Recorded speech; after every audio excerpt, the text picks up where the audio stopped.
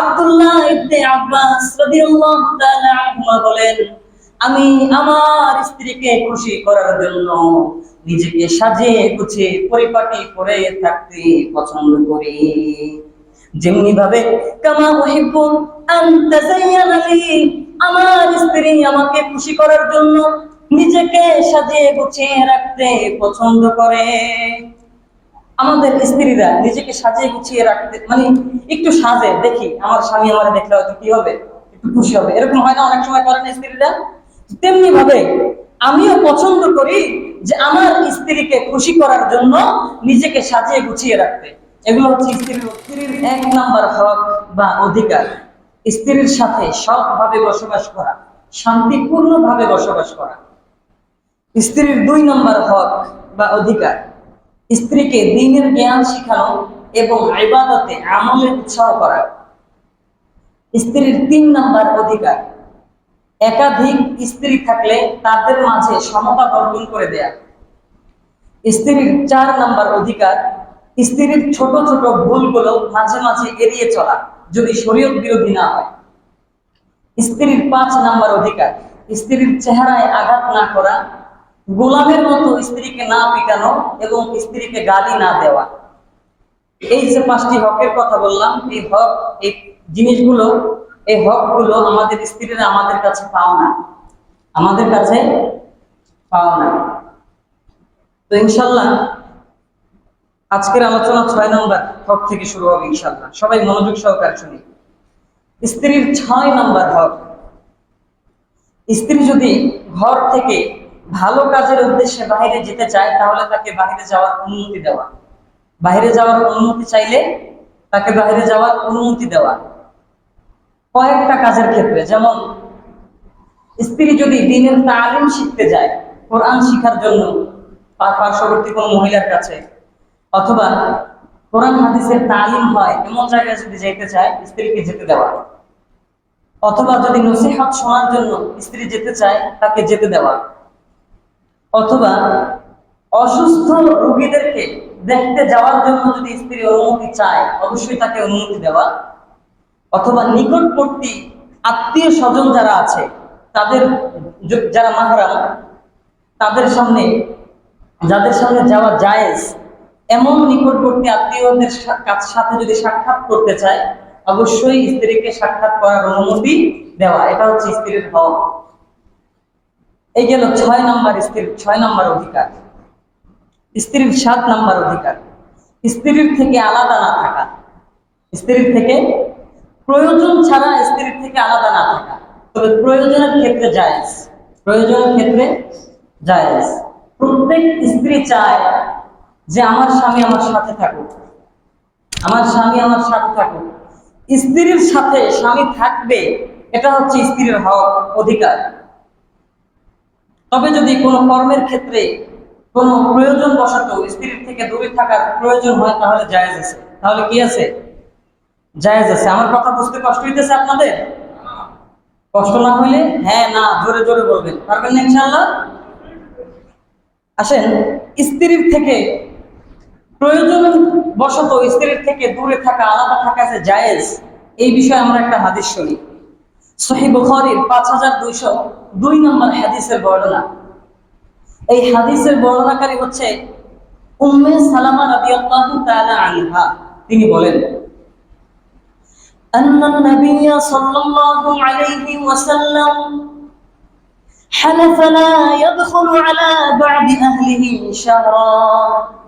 আল্লাহর রাসূল শপথ করলেন, আল্লাহর রাসূল কসম করলেন, আল্লাহর রাসূল হলফ করলেন, 1 মাস পর্যন্ত তার পরিবারের কাছে তিনি যাবেন না, স্ত্রীদের কাছে যাবে না। আল্লাহর রাসূল শপথ করছে, আল্লাহর কসম, স্ত্রীদের কাছে 1 মাস পর্যন্ত আমি যাব না, কোনো কারণবশত। এটা অনেক লম্বা ইতিহাস, কত দূরে ওদিকে না যাই, আমাদের যেটা উদ্দেশ্য আমরা ওইটা জানবো আজকে হাদিস থেকে। আল্লাহর রাসূল শপথ করলেন 1 মাস পর্যন্ত কোন বিবিদের ঘরে যাবে না। কিন্তু যখন ফালাম্মা মাদা 29 ইয়াওমা, কিন্তু যখন 29 দিন অতিবাহিত হয়ে গেল, 29 দিনের পরের দিন সকাল অথবা সন্ধ্যায় বিবিদের ঘরে আল্লাহর রাসূল প্রবেশ করলো। আল্লাহর রাসূলকে জিজ্ঞাসা করা হলো, ফাকিলা লাহু ইয়া নবিয়াল্লাহ হালাফতা আন লা তাদখুল আলাইহিন্না শাহরা, আয় আল্লাহর রাসূল, আপনি তো হলফ করেছেন, আপনি তো কসম করেছেন এক মাস পর্যন্ত বিবিদের ঘরে যাবেন না, কিন্তু 29 দিনেই তো আপনি বিবিদের ঘরে চলে গেলেন। আল্লাহর রাসূল ডাক দিয়ে বললেন, ও সাহাবীরা শোনো, ইন্নাশ শাহরা ইয়াকুনু 29 ইয়াওমা, নিশ্চয়ই 29 দিনেও এক মাস পূর্ণ হয়ে যায়। আরবিতে 29 দিনেও এক মাস হয়। তার মানে আল্লাহর রাসূল কসম করেছিলেন যে এক মাস পর্যন্ত বিবিদের ঘরে যাবেন না। হাদিসের মধ্যে আসছে 29 দিনেও এক মাস কি হয়? পূর্ণ হয়। ঠিক এক মাস অথবা 29 দিন আল্লাহর রাসূল বিবিদের ঘরে যায় নাই, বিবিদের থেকে আলাদা ছিল। সম্পূর্ণ কি ছিল? আলাদা ছিল। তো প্রয়োজন বশত স্ত্রীদের থেকে যায় দূরে থাকাও কি আছে? জায়েজ আছে। তবে প্রয়োজন ছাড়া স্ত্রীর সাথে থেকে দূরে থাকা জায়েজ না। স্ত্রীদের কাছে থাকা, এক বিছানায় থাকা স্ত্রীর অধিকার, স্ত্রীর অধিকার। আমাদের কারোর সাথে একটু ঝগড়া হইলে স্ত্রী এক ঘরে, স্বামী আরেক ঘরে, আছে না নাই? আরে কথা কয় না, আছে না নাই? কিন্তু দেখেন এটা সম্পূর্ণ কোরআন সুন্নাহের খিলাফ, ইসলামের খিলাফ। আল্লাহ তাআলা আমাদের সবাইকে বুঝে আমল করার তৌফিক দান করুন, বলি আমিন। এই গেল স্ত্রীর 7 নাম্বার অধিকার। স্ত্রীর 8 নাম্বার অধিকার, স্ত্রীর জন্য নিজেকে সাজিয়ে গুছিয়ে পরিপাটি করে রাখা। এটা সুন্নাহ। স্ত্রীর জন্য সাজিয়ে গুছিয়ে কি করে রাখা? নিজেকে সাজানো, নিজেকে সাজ্জিত করা। এখন দেখা যায় যে আমাদের বিবিরা স্বামীদের সামনে থাকে কাজের বুয়ার মতো, আর আমরাও থাকি কাজের লোকের মতো। বিষয়টা এমন না, কোনো ডিসিপ্লিন নাই, সৌন্দর্য নাই, স্ত্রীর সামনে যেমন ইচ্ছা তেমনি থাকি। এভাবে হইলে আস্তে আস্তে মহাব্বত কমতে থাকে। আমার স্ত্রী যদি আমার জন্য, আমাকে খুশি করার জন্য আমার স্ত্রী যদি সাজতে পারে, আমারও স্ত্রীর উপরে আমার হক, আমার স্ত্রীকে খুশি করার জন্য আমি নিজেকে সাজিয়ে গুছিয়ে রাখবো। পারবো না ইনশাআল্লাহ? দেখেন আমরা পবিত্র কোরআনুল কারীমের সূরাতুল বাকারার 228 নম্বর আয়াত, আল্লাহ তাআলা বলেন, ওয়ালাহুন্না মিসলুল্লাযী আলাইহিন্না বিল মা'রুফ। আল্লাহ তাআলা বলেন, পুরুষের জন্য যেমন নারীদের উপরে অধিকার রয়েছে, তেমনি নারীদের জন্য পুরুষের উপরে ন্যায়সঙ্গত অধিকার আল্লাহ তাআলা দিয়ে দিয়েছেন। আমাদের স্ত্রীদের উপর আমাদের যেমন একটা হক আছে, স্ত্রীদের উপর আমাদের হক আছে না, অধিকার আছে না, তেমনি স্ত্রীদের আমাদের উপর, স্বামীদের উপর স্ত্রীদেরও কিছু ন্যায়সঙ্গত অধিকার রয়েছে। এই আয়াতের তাফসীরের মধ্যে আল্লামা ইবনে কাসির রাহমাতুল্লাহি আলাইহি তাফসীরে ইবনে কাসিরের বর্ণনায় একটা হাদিস নিয়ে আনছেন। এই হাদিসের বর্ণনাকারী হচ্ছে আব্দুল্লাহ ইবনে আব্বাস রাদিয়াল্লাহু তাআলা আনহুমা। তিনি বলেন, ইন্নী লা উহিব্বু আন আতাযায়্যানা লিল মারআ। আব্দুল্লাহ ইবনে আব্বাস রাদিয়াল্লাহু তাআলা আনহুমা বলেন, আমি আমার স্ত্রীকে খুশি করার জন্য নিজেকে সাজিয়ে গুছিয়ে পরিপাটি করে থাকতে পছন্দ করি। যেমনি ভাবে কামা উহিব্বু আন তাযায়্যানা লি, আমার স্ত্রী আমাকে খুশি করার জন্য নিজেকে সাজিয়ে গুছিয়ে রাখতে পছন্দ করে। আমাদের স্ত্রীরা নিজেকে সাজিয়ে গুছিয়ে রাখতে, মানে একটু সাজে, দেখি আমার স্বামী আমার দেখলে হয়তো কি হবে, একটু খুশি হবে, এরকম হয় না? অনেক সময় করে না স্ত্রীরা? তেমনি ভাবে আমিও পছন্দ করি যে আমার স্ত্রীকে খুশি করার জন্য নিজেকে সাজিয়ে গুছিয়ে রাখতে। এগুলো হচ্ছে স্ত্রীর অধিকার। এখন আমাদের দেশের মধ্যে অধিকাংশ পরিবারের মধ্যে ফাটল সৃষ্টি, স্বামী স্ত্রীর মধ্যে মিল মহাব্বত নাই, এই সুন্নাহগুলো অনুসরণ না করার কারণে। আল্লাহ তাআলা তো বলেই দিয়েছেন যে মিন আয়াতিহি আন খালাকা লাকুম মিন আনফুসিকুম, যে তোমাদের মধ্য থেকেই আল্লাহ তাআলা তোমাদের স্ত্রীদেরকে সৃষ্টি করেছেন। তোমাদের মধ্য থেকে তোমাদের স্ত্রীকে সৃষ্টি করে তোমাদের মধ্যে আল্লাহ তাআলা ভালোবাসা, মহাব্বতের বন্ধন সৃষ্টি করে দিয়েছেন। বলেন যে আল্লাহ আমাদেরকে সৃষ্টি করছেন, আমাদের স্ত্রীদের মাঝে আমাদের মহাব্বতকে সৃষ্টি করছেন। ওই স্ত্রী, ওই মহাব্বতের যদি ঠিক রাখতে চাই, তাহলে আল্লাহর কিছু বিধান নিষেধ মানার দরকার আছে না নাই? কথা কোন? অবশ্যই। আল্লাহ তাআলা যে সমস্ত বিধি নিষেধগুলো কোরআনের মধ্যে দিয়েছেন, আল্লাহর রাসূল যে বিধি নিষেধ অনুযায়ী চলার জন্য সাহাবাদেরকে বলেছেন, উৎসাহ দিয়েছেন, ওই বিধিনিষেধগুলো যদি আমরা অবশ্যই মেনে চলতে পারি, তাহলে আমাদের জন্য রয়েছে সফল কাম, আমাদের জন্য রয়েছে সফল কাম। তার মানে স্ত্রীর ৮ নম্বর অধিকার, স্ত্রীর জন্য নিজেকে সাজিয়ে গুছিয়ে রাখা, পরিপাটি করে রাখা, এটাও সুন্নাহ, স্ত্রীর অধিকার। স্ত্রীর ৯ নম্বর অধিকার, স্ত্রীর মনোরঞ্জন করা, স্ত্রীর দিলকে খুশ করা, মনোরঞ্জন করা। আপনার স্ত্রী তার মা বাবা ভাই বোন আত্মীয় স্বজন সবাইকে ফেলে আপনার কাছে আসছে, আপনার দায়িত্ব যে সব ছেড়ে যখন আপনার কাছে আসছে, আপনার স্ত্রীর মন কিভাবে খুশি রাখা যায় এই চিন্তা আপনার করা। আমাদের দরকার আছে না এগুলো?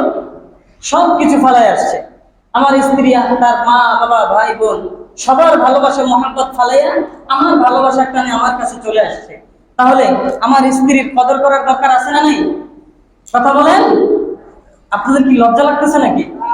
কোরআন সুন্নাহর বিধানগুলো বর্ণনা করতেছে, আর বেশি কিছুই না। কোরআন সুন্নাহর বিধানগুলো বর্ণনা করতেছে।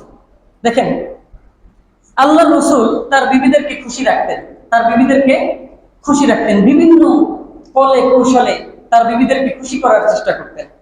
আমরা কয়েকটা হাদিস থেকে জানি, 2টা হাদিস শুনবো আমরা। 1 নম্বর সহিহ বুখারীর 6130 নম্বর হাদিসের বর্ণনা। এই হাদিসের বর্ণনাকারী হচ্ছে আম্মা জান আয়েশা রাদিয়াল্লাহু তাআলা আনহা। তিনি বলেন, কুনতু আলআবু বিল বানাতি ইনদান নবী সাল্লাল্লাহু আলাইহি ওয়াসাল্লাম ওয়া কানা লি সাহিবু ইয়ালআবনা মাই। আম্মা জান আয়েশা বলেন, আমি আল্লাহর রাসূলের সামনে পুতুল নিয়ে খেলা করতাম। কি দিয়ে খেলা করত? পুতুল। পুতুল খেলা কিন্তু ইসলাম জায়েজ নাই, কিন্তু আম্মা জান আয়েশা বলেন যে আমি আল্লাহর রাসূলের সামনে পুতুল দিয়ে কি করতাম? খেলা করতাম। আম্মা জান আয়েশার বয়স তখন কম ছিল, একেবারে কম। তো আম্মা জান আয়েশা বলেন, আমার সাথে আমার বান্ধবীরাও খেলা করত, কিন্তু যখন আল্লাহর রাসূল আমার ঘরের মধ্যে প্রবেশ করতেন, আমার বান্ধবীরা আল্লাহর রাসূলকে দেখে ভয়ে দৌড়ে পালাতো। আল্লাহর রাসূল আমার বান্ধবীদেরকে আবার ডাকাইতেন, ডাকাইয়া বলতেন, যাও আয়েশার কাছে যাও। আমার বান্ধবীদেরকে আমার কাছে পাঠাইতেন, আমার বান্ধবীরা আমার কাছে আসলে তাদের সাথে আবার আমি পুতুল খেলা করতাম। আল্লাহর রাসূল বিবিদের খুশি করার জন্য এমনটা করতেন। মূলত পুতুল খেলা ইসলামে কি নাই? বৈধ না ইসলামে। কিন্তু আল্লাহর রাসূল আম্মা জান আয়েশাকে ছোট ছোট যখন, কারণ মূর্তি পূজার তখন সময়টা কাটিয়ে মাত্র ইসলামের পথ শুরু, বুঝতে পারতেছি? ইসলামের আগে মূর্তি পূজার কোনো কি ছিল না, অভাব ছিল না। তো মূর্তি পূজার পর থেকে মানে মাত্র ইসলামের পথ শুরু, তখন আস্তে আস্তে আস্তে আস্তে পরে এই পুতুল খেলা আস্তে আস্তে কি হয়ে গেছে? নিষিদ্ধ হয়ে গেছে। তো আম্মা জান আয়েশা বলেন, আল্লাহর রাসূল এমনটা করতেন মূলত আমাকে খুশি করার জন্য। আম্মা জান আয়েশাকে কি করার জন্য? খুশি করার জন্য।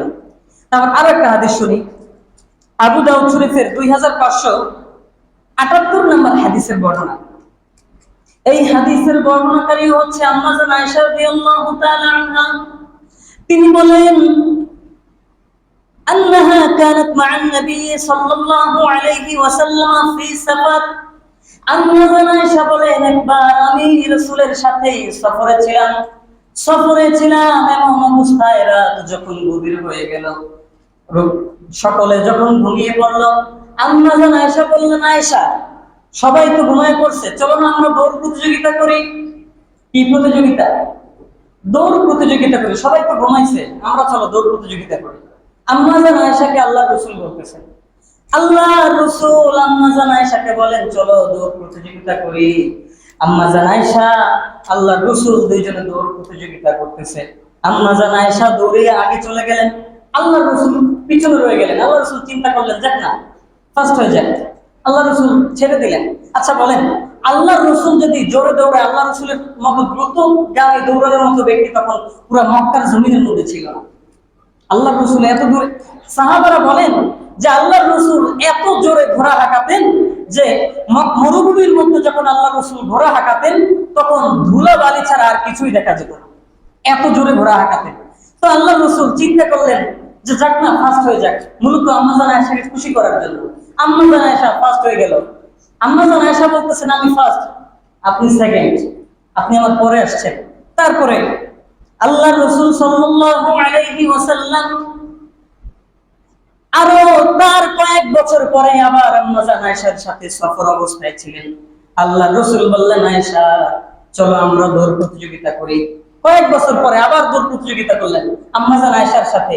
রাতে সবাই ঘুম। আম্মা জান আয়েশা বলেন, হামালতুল লাহমা, তখন আমি একটু মোটা হয়ে গেছিলাম। আল্লাহ রাসূলের সাথে সাবাতুহু, আমি আল্লাহ রাসূলের সাথে দৌড় প্রতিযোগিতা করলাম। ফাসাবাতনি, আমাকে আল্লাহ রাসূল পিছে রেখে আল্লাহ রাসূল এবার বিজয় হয়ে গেলেন। আল্লাহ রাসূল এবার আর আমার সুযোগ দিলেন না। আম্মা জান আয়েশাকে আল্লাহ রাসূল বলতেছে, আয়েশা হাযিহি বিতিলকা সাবকা, শোনো এই বিজয় হচ্ছে সেই বিজয়ের বদলা। ওই যে আগে তুমি আমার পিছে ফেলাই আগে চলে গেছো, ওইটার প্রতিরোধ দিলাম, আমি বিজয় বদলা নিলাম। তো বিবিদের সাথে আল্লাহ রাসূল মাঝে মধ্যে এরকম খোশ গল্প, খেলাধুলা, বিভিন্ন রকমের মানে খুশি করার জন্য যা করা দরকার তেমন করতেন। বিবিদেরকে খুশি করার জন্য টুকটাক মিথ্যা বলাও জায়েজ আছে, বিবিদেরকে খুশি করার জন্য। আবার বড় কোনো মিথ্যা না, বড় কোনো আরেক জায়গায় বিয়ে একটা করে আসছি এখানে এসে বউরে বললাম না বা করি না, এরকম না। টুকটাক, যেমন একটা শাড়ি কিনছি, 500 টাকা দিয়ে শাড়ি কিনছি, এখন সন্ধ্যা তত একটা খুশি হবে না, আর এটার দাম তো 3000 টাকা। এই সমস্ত মিথ্যা কথা বলা স্ত্রীদেরকে খুশি করার জন্য জায়েজ আছে। আল্লাহ আমাদের সবাইকে বোঝার তৌফিক দান করুন। তো স্ত্রীর 9 নম্বর অধিকার হচ্ছে যে স্ত্রীদের মনোরঞ্জন করা, স্ত্রীদের দিলকে খুশি রাখা। এটা হচ্ছে স্ত্রীদের 9 নম্বর অধিকার। স্ত্রীর 10 নম্বর অধিকার, স্ত্রীদের প্রতি সুধারণা রাখা, ভালো ধারণা রাখা, স্ত্রীদের প্রতি সন্দেহ পোষণ না করা। আমাদের বাংলাদেশের মধ্যে, বাংলাদেশ, ভারত, পাকিস্তান, এই 3টা দেশের মধ্যে বেশিরভাগ যে সংসার নষ্ট হয় শুধু সন্দেহের কারণে। কিসের কারণে? স্ত্রীর প্রতি সন্দেহ পোষণ করে, কই গেল, কি করলো, কার সাথে জানি কথা কইলো, এই যে একটা সন্দেহ তার মনের মধ্যে কাজ করে। আস্তে আস্তে এই সন্দেহ তাদের পরিবারকে, তাদের সংসারকে ধ্বংস করে দেয়। এই জন্য স্ত্রীর প্রতি কি না করা, সন্দেহ পোষণ না করা, সুধারণা রাখা। শুধু স্ত্রী না, দুনিয়ার প্রত্যেকটা মানুষের প্রতি, সে অমুসলিম হোক, তার প্রতি সুধারণা রাখার কথা বলা হয়েছে। আল্লাহ তাআলা বলেন সূরাতুল হুজরাত 12 নম্বর আয়াত, আল্লাহ তাআলা বলেন, ইয়া আইয়ুহাল্লাযীনা আমানু ইজতানিবু কাসীরাম মিনাজ-যন্নি ইন্না বা'দাজ-যন্নি ইসমুন। আল্লাহ তাআলা বলেন, তোমরা অধিক পরিমাণ ধারণা করা থেকে বিরত থাকো, অধিক পরিমাণ অনুমান করা থেকে বিরত থাকো। কেননা কিছু কিছু অনুমান, কিছু কিছু ধারণা রয়েছে যা হচ্ছে গুনাহের অন্তর্ভুক্ত। ধারণা করাই গুনার অন্তর্ভুক্ত। কিছু ধারণা আমি চিন্তা করলাম অমুক ব্যক্তি মনে হয় এমনটা করছে, আসলে সে এটা করে নাই, কিন্তু আমি ধারণা করলাম কি সে করছে। এই যে আমি ধারণা করলাম সে করছে, আসলে সে করে নাই, এটাই আমার গুনাহগার হওয়ার জন্য এতটুকুই যথেষ্ট। আমার গুনাহগার হওয়ার জন্য এতটুকুই যথেষ্ট। মুফাসসির ইকরাম বলেন যে কোনো ধারণার মাধ্যমে, চিন্তা ভাবনার মাধ্যমে কোনো ব্যক্তিকে অপবাদ দেওয়া, যেমন আমি চিন্তা করলাম যে অমুক ব্যক্তি এমনটা করছে, না আসলে কাজটা ঠিক করে নাই, আসলে সে করেই নাই, আমি চিন্তা করতেছি এমনটা করছে, কাজটা ঠিক করে নাই, হ্যাঁ আসলে সে কি বিষয়টা করেই নাই, আমার গুনাহগার হওয়ার জন্য এতটুকুই যথেষ্ট। এই জন্য কারোর প্রতি খারাপ ধারণা না রাখা, ভালো ধারণা না রাখা। আমরা সকলের প্রতি ভালো ধারণা পোষণ করবো ইনশাআল্লাহ। আল্লাহ আমাদের সবাইকে আমল করার তৌফিক দান করুন।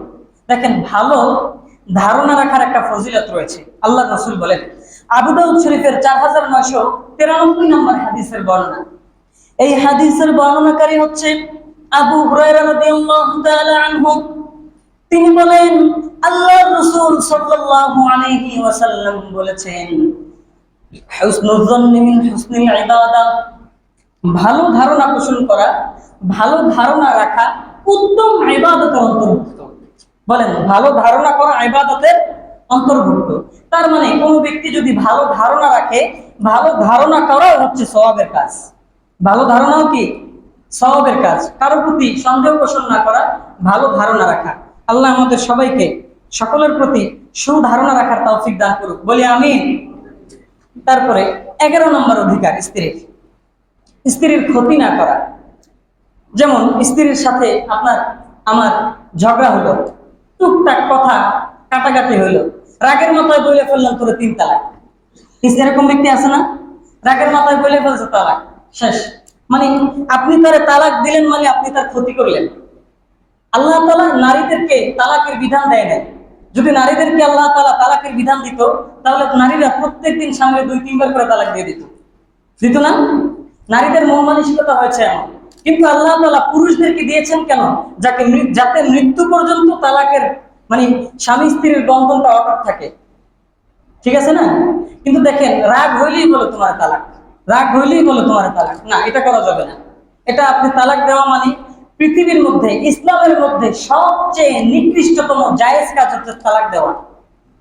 তালাক দেওয়া জায়েজ, সবচেয়ে নিকৃষ্ট মানের জায়েজ হচ্ছে তালাক দেওয়া। অপছন্দনীয় জায়েজ হচ্ছে তালাক দেওয়া। এজন্য স্ত্রীদের সাথে ঝগড়া বাঁধলেই তালাকের কথা মুখে আনার চেষ্টা করবেন না। আল্লাহ আমাদের সবাইকে হেফাজত করুক, বলি আমিন। দেখেন, স্ত্রীদের ক্ষতি না করা, দুনিয়ার কোন ব্যক্তির ক্ষতি না করা। ইবনে মাজার 2340 নম্বর হাদিসের বর্ণনা, আল্লাহর রাসূল বলেন, কাযা লা দারার ওয়ালা দিরার, ক্ষতি, কোন ব্যক্তির ক্ষতি করাও যাবে না, কোন ব্যক্তির কাছ থেকে ক্ষতি সহ্য করা যাবে না। কেউ যদি ক্ষতি করতে চায়, তার বুঝাইতে হবে, প্রতিরোধ করতে হবে, প্রতিবাদ করতে হবে। ক্ষতি করা যাবে না এবং ক্ষতি সহাও যাবে না। কেউ যদি মুমিনদের ক্ষতি করে, তাদের কি ক্ষতি দেখেন, আল্লাহ তাআলা বলেন, তিরমিজি শরীফের 1941 নম্বর হাদিস, মালউনুন মান দারা মুমিনান আও মাকারা বিহি, আল্লাহর রাসূল বলেন, ওই ব্যক্তি হচ্ছে অভিশপ্ত, ওই ব্যক্তি হচ্ছে লানতপ্রাপ্ত যে ব্যক্তি মুমিনদের ক্ষতি করে এবং মুমিনদের বিরুদ্ধে ষড়যন্ত্র করে, তারা হচ্ছে অভিশপ্ত। এখন মুমিনদের ক্ষতি যারা করবে, মুমিনদের ষড়যন্ত্র যারা করবে, তারা অবশ্যই অভিশপ্ত, তাদের উপর আল্লাহ তাআলার লানত বর্ষিত হতে থাকবে, বলেন নাউজুবিল্লাহ। এজন্য আমরা সবাই চেষ্টা করব উপকার করার, ক্ষতি না করা।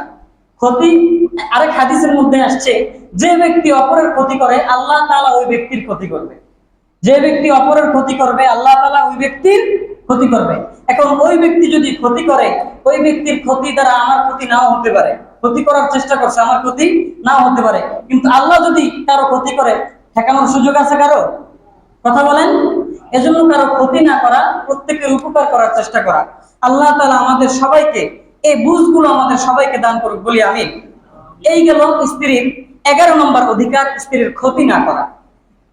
তো এই যে 11টা অধিকারের কথা বললাম, এই 11টা অধিকার আমাদের প্রত্যেকের বিবিরা আমাদের কাছে পাও না, আমাদের বিবিরা আমাদের কাছে পাও না। এই অধিকারগুলো যদি আমরা আদায় করতে না পারি, যদি বিবি কিয়ামতের দিন আল্লাহ তাআলার দরবারে নালিশ করে বসে, অবশ্যই আমরা আটকা খেয়ে যাব। আল্লাহ আমাদের সবাইকে এই অধিকারগুলো যাতে আমরা আদায় করতে পারি, আল্লাহ আমাদের সবাইকে তৌফিক দান করুক, বলি আমিন। আচ্ছা, আপনারা অনেকেই হয়তো ছিলেন না, এই 11টা অধিকার, স্ত্রীর 11টা অধিকারের শিরোনামটা আপনাদের কাছে আবার বলে দিই আপনাদের মনে থাকার জন্য। স্ত্রীর 1 নম্বর অধিকার, স্ত্রীর সাথে সৎভাবে বসবাস করা, শান্তিপূর্ণভাবে বসবাস করা। স্ত্রীর 2 নম্বর অধিকার, স্ত্রীকে দ্বীনের জ্ঞান শেখানো এবং ইবাদতে উৎসাহ করা। স্ত্রীর 3 নম্বর অধিকার, একাধিক স্ত্রী থাকলে তাদের মাঝে সমতা বন্টন করে দেয়া। স্ত্রীর 4 নম্বর অধিকার, ছোট ছোট ভুলগুলো, স্ত্রীর ছোট ছোট ভুলগুলো মাঝে মাঝে এড়িয়ে চলা। স্ত্রীর 5 নম্বর অধিকার, স্ত্রীর চেহারায় আঘাত না করা, গোলামের মতো না পিটানো এবং গালি না দেওয়া। স্ত্রীর 6 নম্বর অধিকার, স্ত্রী ভালো কাজের জন্য যদি ঘর থেকে বাইরে যাওয়ার অনুমতি চায়, তাকে অনুমতি দেওয়া। স্ত্রীর 7 নম্বর অধিকার, প্রয়োজন ছাড়া স্ত্রীর থেকে আলাদা না থাকা। স্ত্রীর 8 নম্বর অধিকার, স্ত্রীর জন্য নিজেকে সজ্জিত করে, পরিপাটি করে সাজিয়ে গুছিয়ে রাখা। স্ত্রীর 9 নম্বর অধিকার, স্ত্রীর মনোরঞ্জন করা, স্ত্রীকে খুশি রাখা। স্ত্রীর 10 নম্বর অধিকার, স্ত্রীর প্রতি সুধারণা রাখা। স্ত্রীর 11 নম্বর অধিকার, স্ত্রীর ক্ষতি সাধন না করা। এই 11টা অধিকার যাতে আমরা স্ত্রীদের অধিকারগুলো আদায় করতে পারি, আল্লাহ আমাদের সবাইকে আমল করার তৌফিক দান করুক, বলে আমিন। ওয়া আখির দাওয়ানা আলহামদুলিল্লাহি রাব্বিল আলামিন।